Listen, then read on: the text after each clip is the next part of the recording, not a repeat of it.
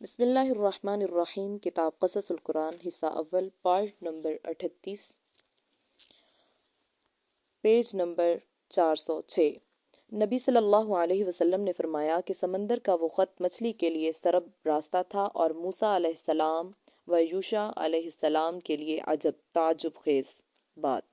حضرت موسیٰ علیہ السلام نے فرمایا کہ جس مقام کی ہم کو تلاش ہے وہ وہی مقام تھا، اور یہ کہہ کر دونوں پھر ایک دوسرے سے بات چیت کرتے ہوئے اسی راہ پر لوٹے اور اس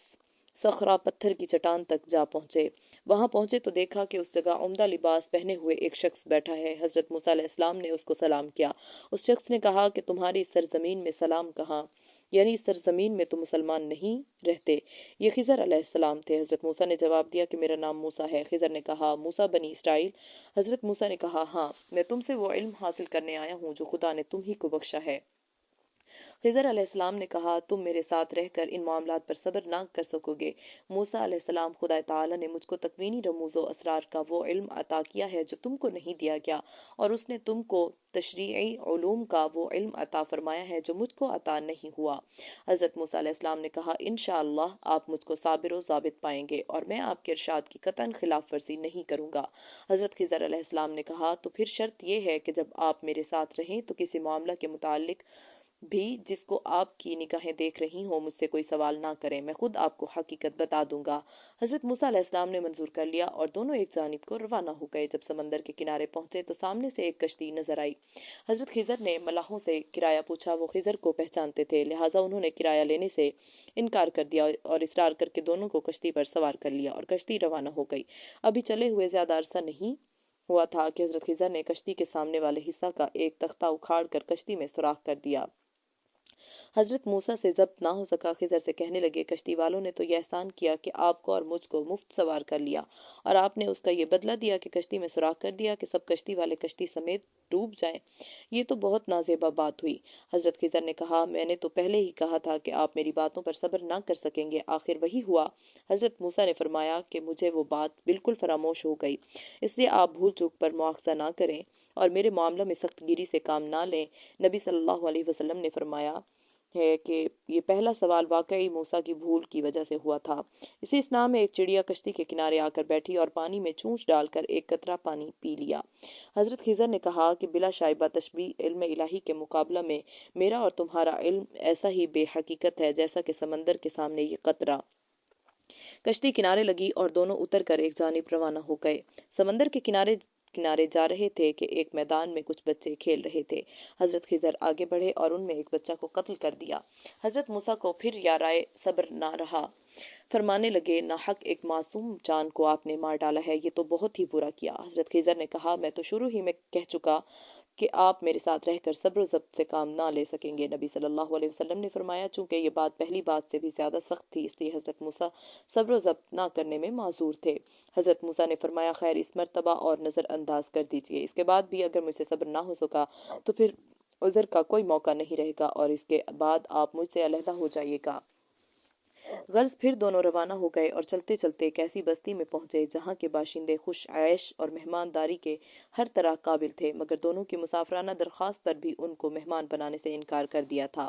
یہ ابھی بستی ہی میں سے گزر رہے تھے کہ خضر علیہ السلام ایک ایسے مکان کی جانب بڑھے جس کی دیوار کچھ جھکی ہوئی تھی اور اس کے گر جانے کا اندیشہ تھا۔ حضرت خضر نے اس کو ہاتھ کا سہارا دیا اور دیوار کو سیدھا کر دیا۔ حضرت موسیٰ نے پھر خضر کو ٹوکا اور فرمانے لگے کہ ہم اس بستی میں مسافرانہ وارد ہوئے، مگر اس کے بسنے والوں نے نہ مہمانداری کی اور نہ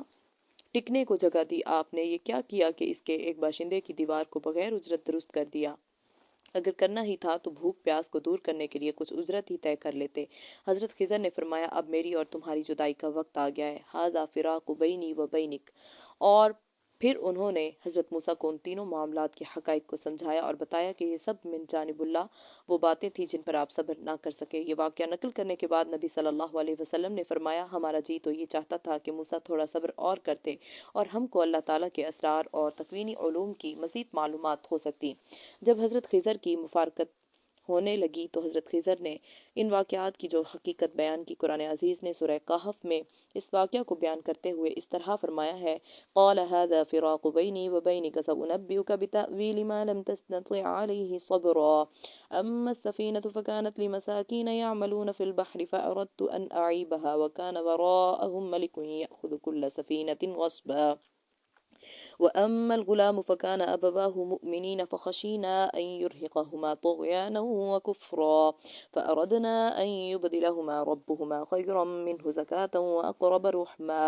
وأما الجدار فكان لغلامين يتيمين في المدينة وكان تحته كنز لهما وكان أبوهما صالحا فأراد ربك أن يبلغا أشدهما ويستخرجا كنزهما رحمة من ربك وما فعلته عن أمري ذلك تأویل ما لم تستطع علیہ صبرا۔ سورہ کہف۔ بس اب مجھ میں اور تم میں جدائی کا وقت آ گیا، ہاں جن باتوں پر تم سے صبر نہ ہو سکا ان کی حقیقت تمہیں بتلائے دیتا ہوں۔ سب سے پہلی کشتی کا معاملہ وہ چند مسکینوں کی تھی جو سمندر میں محنت مزدوری کرتے ہیں۔ وہ جس طرح بڑھ رہے تھے وہاں ایک بادشاہ ہے ظالم، جس کسی کی اچھی کشتی پاتا ہے زبردستی لے لیتا ہے۔ میں نے چاہا کشتی میں عیب نکال دوں تاکہ عیبی سمجھ کر اس کو چھوڑ دے۔ رہا لڑکے کا معاملہ تو اس کے ماں باپ مومن ہیں، میں یہ دیکھ کر ڈرا کہ یہ انہیں سرکشی اور کفر کر کے اذیت پہنچائے گا، بس میں نے چاہا کہ ان کا پروردگار اس لڑکے سے بہتر انہیں لڑکا دے گا، دینداری میں بھی اور محبت میں بھی۔ اور وہ جو دیوار درست کر دی گئی تو وہ شہر کے 2 یتیم لڑکوں کی ہے جس کے نیچے ان کا خزانہ گڑا ہوا ہے۔ ان کا باپ ایک نیک آدمی تھا، پس تمہارے پروردگار نے چاہا دونوں لڑکے اپنی جوانی کو پہنچے اور اپنا خزانہ محفوظ پا کر نکال لیں۔ یہ ان لڑکوں کے حال پر پروردگار کی ایک مہربانی تھی جو اس طرح ظہور میں آئی۔ اور یاد رکھو میں نے جو کچھ کیا اپنے اختیار سے نہیں کیا، اللہ کے حکم سے کیا۔ یہ ہے حقیقت ان باتوں کی جن پر تم صبر نہ کر سکے۔ قرآن عزیز نے اس واقعہ کو شروع میں خضر علیہ السلام کے اس علم کے متعلق کہا ہے: وَعَلَّمْنَاهُ مِن لَدُنِّی عِلْمًا، اور ہم نے اس کو اپنے پاس سے علم عطا کیا۔ اور قصہ کے آخر میں خضر کا یہ قول نقل کیا: ما فعلتہ عن امری، میں نے اس سلسلہ واقعات کو اپنی جانب سے نہیں کیا۔ تو ان دونوں جملوں سے معلوم ہوتا ہے کہ اللہ تعالیٰ نے خضر علیہ السلام کو بعض اشیاء کے حقائق کا وہ علم عطا فرمایا تھا جو تکوینی رموز و اسرار اور باطنی حقائق سے متعلق ہے۔ اور یہ ایک ایسا مظاہرہ تھا جس سے اللہ تعالیٰ نے اہل حق پر یہ واضح کر دیا کہ اگر عالم ہست و بود کے تمام حقائق سے اسی طرح پردہ اٹھا دیا جائے جس طرح بعض حقائق کو خضر علیہ السلام کے لیے بے نقاب کر دیا گیا تھا، تو عالم کے تمام احکام ہی بدل جائیں اور عمل کی آزمائشوں کا یہ سارا کارخانہ درہم برہم ہو کر رہ جائے۔ مگر دنیا اعمال کی آزمائش گاہ ہے، اس لیے تکوینی حقائق پر پردہ پڑا رہنا ضروری ہے تاکہ حق کو باطل کی پہچان کے لیے جو ترازو قدرت الہی نے مقرر کر دیا ہے وہ برابر اپنا کام انجام دیتا رہے۔ سورہ کہف کی ان آیات کے مطالعہ سے یہ بخوبی اندازہ ہو جاتا ہے کہ حضرت موسیٰ چونکہ اولو العزم پیغمبر اور جلیل المرتبت رسول تھے اور تشریع علم و احکام کی تبلیغ ان کا منصب تھا، اس لیے وہ ان تکوینی اسرار کے مظاہرے کو برداشت نہ کر سکے اور باوجود وعدہ صبر کے تشریعی منکرات کو دیکھ کر ضبط نہ کر سکے اور حضرت خضر کو امر بالمعروف اور نہی عن المنکر کا مخاطب بناتے رہے اور آخرکار جدائی کی نوبت آ گئی۔ بخاری کی مستورہ بالا حدیث میں سورہ کہف کے ذکر کردہ واقعات سے چند باتیں زیادہ ہیں جو اصل کی تمہید یا مزید تشریح کے طور پر بیان ہوئی ہیں، اور اس حدیث ہی نے یہ بھی بتایا ہے کہ اس عبد صالح کو خضر علیہ السلام کہتے ہیں۔ اس مقام پر چند باتیں قابل بحث ہیں: 1 خضر نام ہے یا لقب؟ 2 خضر فقط عبد صالح ولی ہیں یا نبی یا رسول؟ 3 ان کو حیات ابدی حاصل ہے یا وفات پا چکے؟ مفسرین کے ہاں تینوں سوالات کے جوابات میں بہت سے اقوال منقول ہیں۔ چنانچہ پہلے سوال کے جواب میں بعض کہتے ہیں کہ خضر ان کا نام ہے اور اکثر کا قول ہے کہ یہ لقب ہے، اور پھر ان نام کے متعلق بھی مختلف اقوال ہیں، مثلاً بلیہ بن ملکان، 2 ایلیہ بن ملکان، 3 خضرون، معمر، الیاس، الیسا وغیرہ۔ دوسرے سوال کے جواب میں بعض کا قول ہے کہ وہ فقط عبد صالح تھے اور بعض کہتے ہیں کہ رسول تھے، مگر جمہور کا قول ہے کہ نہ وہ رسول تھے اور نہ فقط عبد صالح بلکہ نبی تھے۔ اور تیسرے سوال کے جواب میں بعض علماء کا خیال ہے کہ ان کو حیات ابدی حاصل ہے اور وہ اب تک زندہ ہے، اور اس سلسلہ میں کچھ حکایات اور روایات بھی بیان کرتے ہیں، اور جلیل القدر محققین فرماتے ہیں کہ ان کے لیے حیات ابدی کا ثبوت قرآن سے ثابت ہے اور نہ احادیث سے، لہٰذا وہ بھی انسانی دنیا کی طرح اپنی طبعی موت سے وفات پا چکے۔ قول فیصل: ان ہر سہ مسائل میں قول فیصل یہ ہے کہ پہلی بات کے متعلق قرآن عزیز میں کوئی تذکرہ نہیں ہے، نہ حضرت خضر کا نام مذکور ہے اور نہ لقب، بلکہ عبدم من عبادنا کہہ کر ان کا واقعہ نقل کیا ہے۔ البتہ بخاری و مسلم کی صحیح احادیث میں خضر کہہ کر ان کا ذکر کیا گیا ہے۔ بس اگر تاریخی روایات سے ہم ان کے نام اور لقب کا پتہ لگا سکتے تو بآسانی یہ کہہ سکتے کہ فلاں نام ہے اور فلاں لقب، مگر اس بارے میں تاریخی اقوال اس درجہ مضطرب ہیں کہ ان سے کسی نتیجہ پر پہنچنا ناممکن ہے۔ لہٰذا ہمارے سامنے ان کی شخصیت کا تعارف صرف اسی قدر ہوتا ہے کہ ان کو خضر کہا جاتا ہے، اور یہ کہ وہ حضرت موسیٰ علیہ السلام کے معاصر ہیں۔ اس سے زیادہ ان کے نام یا لقب یا نسب کی تمام بحثیں بے دلیل محض تخمینی اقوال کی حیثیت رکھتی ہیں۔ اور دوسری بات کے متعلق راجح قول یہ ہے کہ وہ نبی تھے، اس لیے کہ قرآن عزیز نے جس انداز میں ان کے شرف کا ذکر کیا ہے، مقام نبوت ہی پر صادق آتا ہے، اور مقام ولایت اس سے بہت فربتر ہے۔ مثلاً جب حضرت خضر نے لڑکے کے قتل کی وجہ بیان کی تو ساتھ ہی یہ بھی فرما دیا رحمتم من ربک وما فعلتہ عن امری، یہ میں نے اپنی مرضی سے نہیں کیا، تیرے رب کی رحمت کی بدولت ہوا۔ اور ظاہر ہے کہ کسی ولی کے لیے جائز نہیں ہے کہ وہ الہام کے ذریعے کسی شخص کو قتل کر ڈالے، اس لیے کہ الہام میں مغالطہ کا امکان ہے، اور اللہ کے بہت سے مکاشفات میں اسی کثرت سے تضاد پایا جاتا ہے، اور اسی بنیاد پر وہ شرعی حجت تسلیم نہیں کیا گیا۔ لہٰذا امور تکوینیہ میں ایک ایسا تکوینی امر جو ظاہر سطح میں نہایت قبیح اور بہت بڑا جرم ہے، صرف وحی الہی کے ذریعے ہی انجام پایا جا سکتا تھا۔ اس آیت کے علاوہ حضرت موسیٰ اور خضر علیہ السلام کے درمیان گفتگو کے واقعہ کو جس انداز میں بیان کیا گیا ہے وہ بھی اس کی تائید کرتا ہے کہ وہ نبی تھے، تبھی تو حضرت موسیٰ جیسے اولو العزم پیغمبر حضرت خضر کی معیت اور ان کے علم تکوینی کے مشاہدے کے لیے اصرار کرتے، اور تبھی حضرت خضر جرأت کے ساتھ اپنے علم اور حضرت موسیٰ کے درمیان موازنہ کرتے نظر آتے ہیں۔ تاہم مجموعہ کمالات نبوت رسالت کے اعتبار سے حضرت موسیٰ کا مقام خضر علیہ السلام کے مقام سے بہت بلند ہے، کیونکہ وہ خدا کے نبی ہیں اور جلیل القدر رسول بھی، صاحب شریعت بھی ہیں اور صاحب کتاب بھی، اور رسولوں میں بھی اولو العزم رسول ہیں۔ بس حضرت خضر کا وہ جزئی علم تکوین کے اسرار سے تعلق رکھنا تھا، حضرت موسیٰ علیہ السلام کے جامع علم تشریعی پر فائق نہیں ہو سکتا۔ اور تیسری بات کے متعلق صحیح رائے محققین ہی کی ہے جو اس امر کے قائل ہیں کہ حضرت خضر علیہ السلام کو حیات ابدی حاصل نہیں ہے اور وہ اپنی طبعی عمر کے بعد وفات پا چکے، اس لیے قرآن مجید میں تصریح ہے کہ اللہ تعالیٰ نے کسی بھی انسان کو ابدی عطا نہیں فرمائی، اور اس کے لیے اس دنیا میں موت ایک امر حق ہے۔ چنانچہ ارشاد ہے وَمَا جَعَلْنَا لِبَشَرٍ مِّن قَبْلِكَ الْخُلْدَ، اور اے محمد ہم نے تجھ سے پہلے بھی کسی بشر کو حیات ابدی عطا نہیں کی۔ نیز قرآن عزیز میں یہ بھی کہا گیا ہے کہ ہم نے ہر ایک نبی سے یہ عہد و میثاق لیا ہے کہ جب محمد الرسول اللہ کی بعثت ہوگی تو تم میں سے جو بھی اس وقت موجود ہو اس کا فرض ہوگا کہ وہ اس رسول پر ایمان بھی لائے اور اس کی مدد بھی کرے۔ چنانچہ تمام انبیاء و رسول نے اس کا اقرار کیا، اور ان کے اور خدا کے درمیان شہادت و میثاق محکم و مضبوط ہوا۔ وَإِذْ أَخَذَ اللَّهُ مِيثَاقَ النَّبِيِّينَ لَمَا آتَيْتُكُم مِّن كِتَابٍ وَحِكْمَةٍ ثُمَّ جَاءَكُمْ رَسُولٌ مُّصَدِّقٌ لِّمَا مَعَكُمْ لَتُؤْمِنُنَّ بِهِ وَلَتَنصُرُنَّهُ قَالَ أَأَقْرَرْتُمْ وَأَخَذْتُمْ عَلَى ذَلِكُمْ إِصْرِي قَالُوا أَقْرَرْنَا قَالَ فَاشْهَدُوا وَأَنَا مَعَكُمْ مِنَ الشَّاهِدِينَ۔ آل عمران۔ اور جب اللہ نے نبیوں سے میثاق و عہد لیا کہ میں نے جو کچھ تم کو کتابیں اور علم دیا ہے، پھر آوے تمہارے پاس رسول محمد صلی اللہ علیہ وسلم کے سچا بتائے تمہارے پاس والی کتاب کو، تو اس رسول پر ایمان لاؤ گے اور اس کی مدد کرو گے۔ فرمایا کیا تم نے اقرار کیا اور اس شرط پر میرا عہد قبول کیا؟ بولے ہم نے اقرار کیا۔ فرمایا تو اب گواہ رہو اور میں بھی تمہارے ساتھ گواہ ہوں۔ بس اگر حضرت خضر زندہ ہوتے تو ان کا فرض تھا کہ وہ علی الاعلان حاضر خدمت ہو کر آپ پر ایمان لاتے اور تمام غزوات میں آپ کی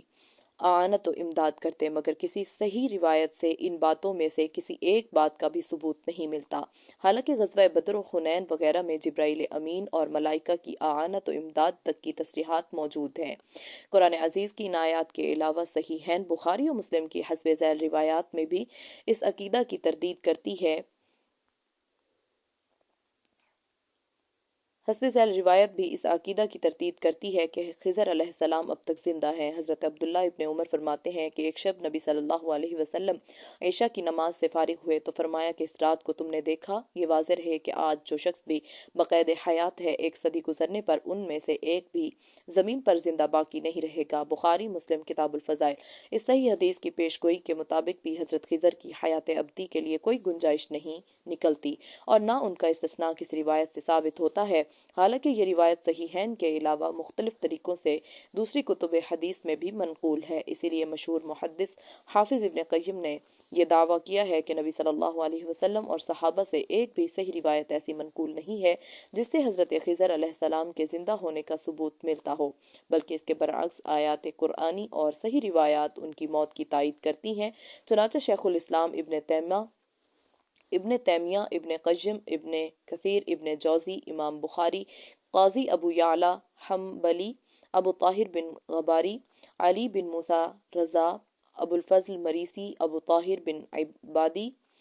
عبادی ہے، ابو طاہر بن عبادی، ابو الفضل بن ناصر، قاضی ابو بکر بن عربی، ابو بکر محمد بن حسن جیسے جلیل القدر محدثین و مفسرین ان کی موت ہی کے قائل ہیں۔ لہٰذا حیات خضر کے متعلق جن علماء نے اجماع نقل کیا ہے وہ قطعاً بے سند ہے، بلکہ مشہور مفسر ابن حیان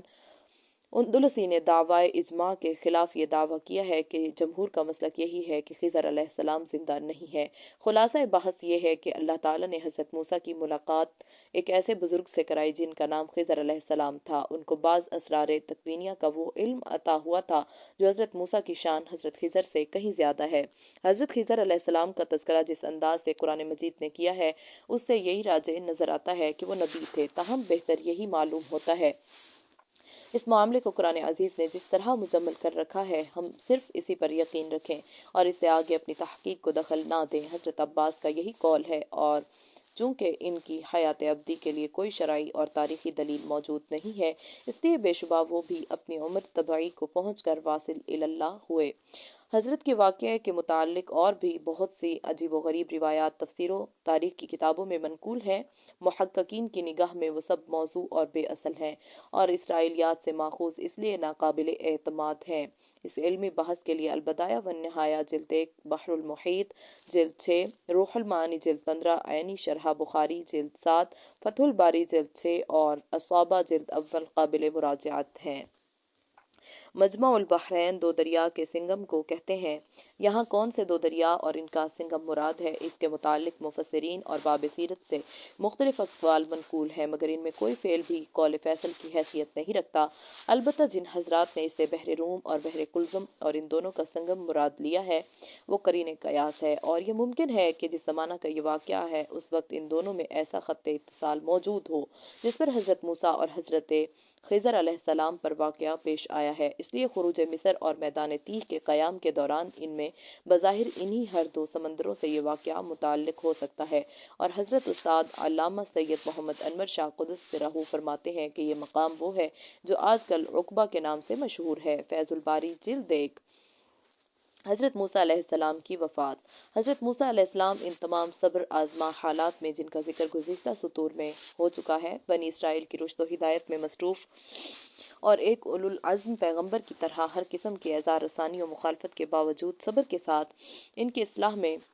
مشغول و منہمک تھے۔ داعی اجل کو لبیک کہنے کا وقت آ پہنچا۔ بخاری مسلم میں حضرت موسیٰ کی وفات کا واقعہ اس طرح مذکور ہے۔ حضرت ابو ہریرہ فرماتے ہیں کہ جب موسیٰ کی وفات کا وقت قریب آیا تو موت کا فرشتہ ان کی خدمت میں حاضر ہوا اور کہا،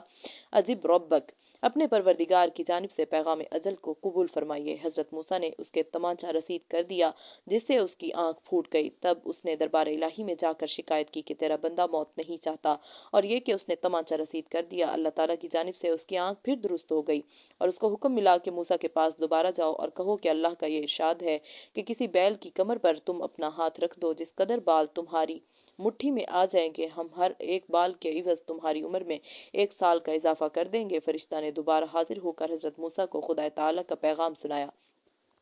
حضرت موسیٰ نے دریافت کیا کہ بار الہا اس کے بعد کیا انجام ہوگا؟ حضرت حق سے جواب ملا کہ آخرکار پھر موت ہے۔ تب حضرت موسیٰ علیہ السلام نے عرض کیا کہ اگر طویل سے طویل زندگی کا نتیجہ موت ہے تو پھر وہ شے آج ہی کیوں نہ آ جائے، اور دعا کی کہ الہ العالمین اس آخری وقت میں ارض مقدس قریب کر دے۔ نبی صلی اللہ علیہ وسلم نے ارشاد فرمایا کہ اگر میں اس جگہ ہوتا تو تم کو حضرت موسیٰ کی قبر کا نشان دکھاتا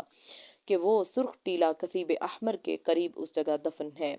ضیاء کہتے ہیں کہ اریحہ میں سرخ ٹیلے کے قریب ایک قبر ہے جس کو حضرت موسیٰ کی قبر بتایا جاتا ہے۔ دوسرے تاریخی اقوال کے مقابلہ میں یہ قول صحیح ہے، اس لیے کہ میدان تیہ کے سب سے قریب وادی مقدس کا علاقہ اریحہ کی بستی ہے،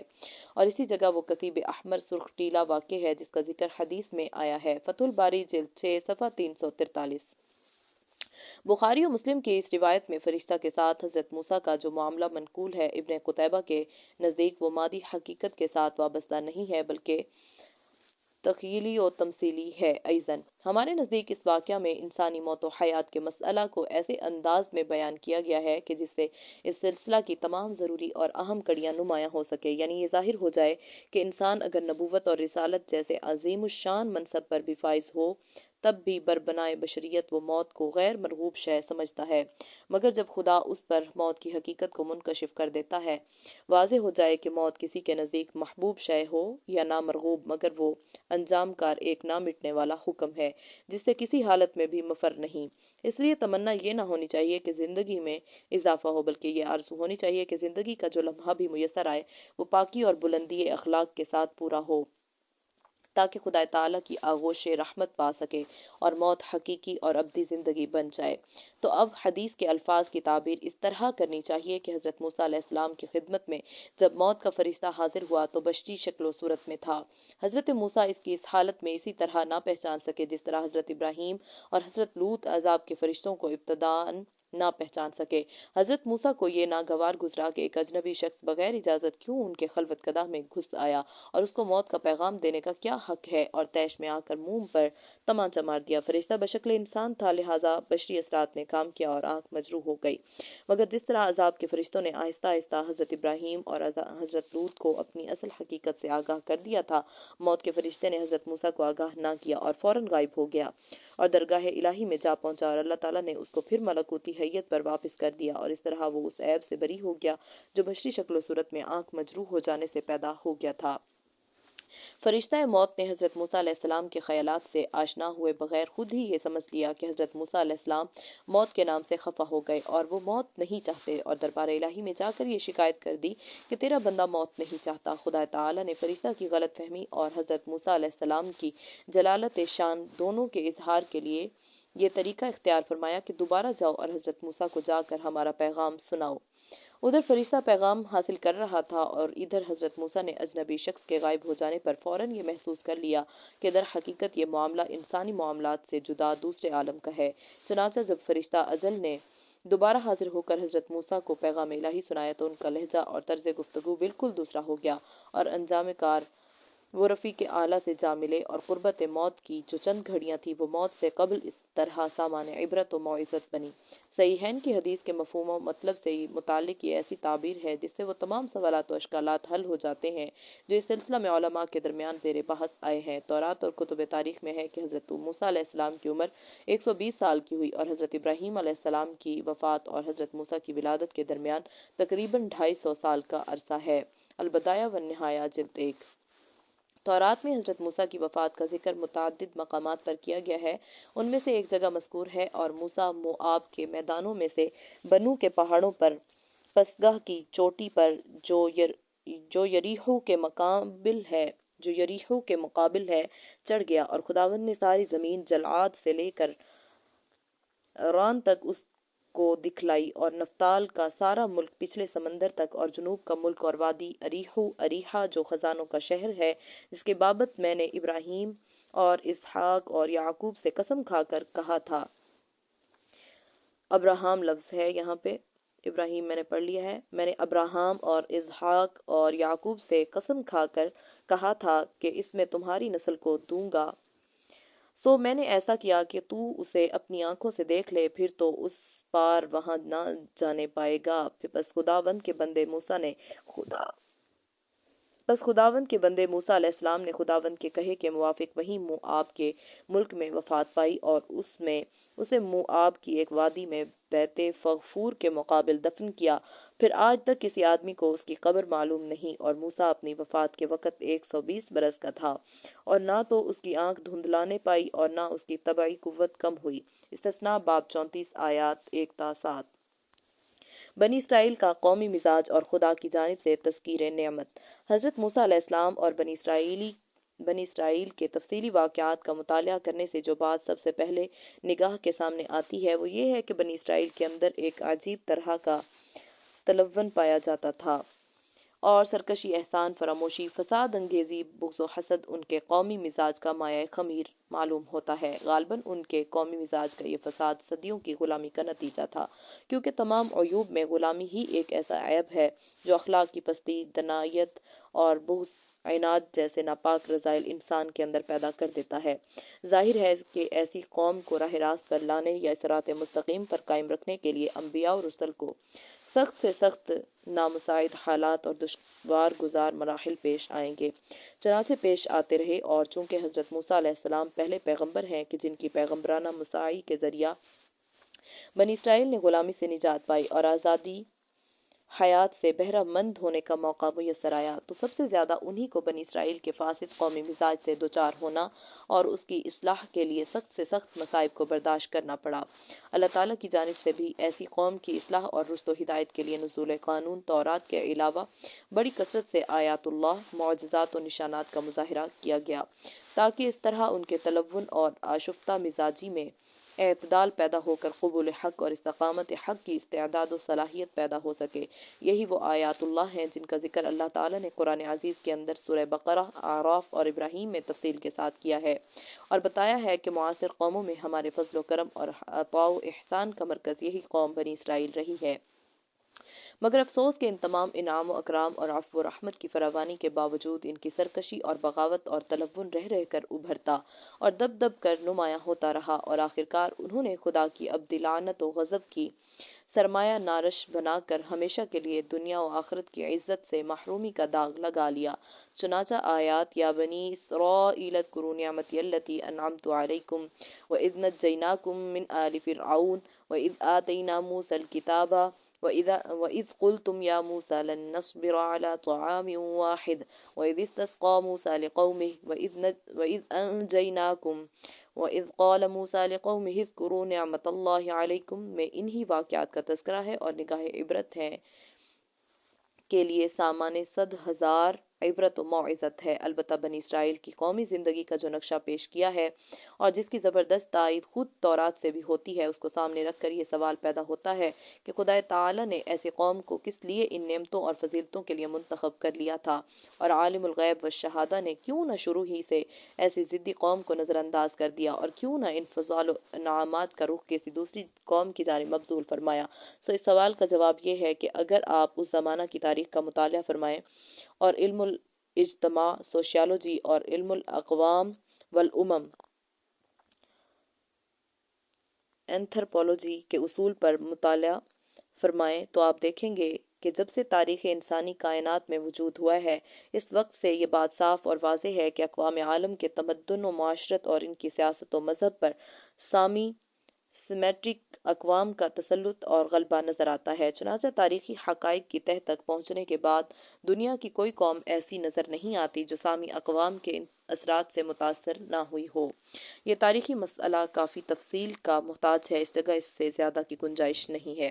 تو جس دور کی حالت قرآن عزیز بیان کر رہا ہے، اس دور میں اس زمین کے اوپر اور آسمان کے نیچے دور و نزدیک جو سامی اقوام آباد تھیں، تاریخ نے ان کو عمالقی، قبطی، کنعانی، عناقی، سمیری وغیرہ ناموں سے یاد کیا ہے، جن کا تمدن شام، فلسطین، شرق اردن،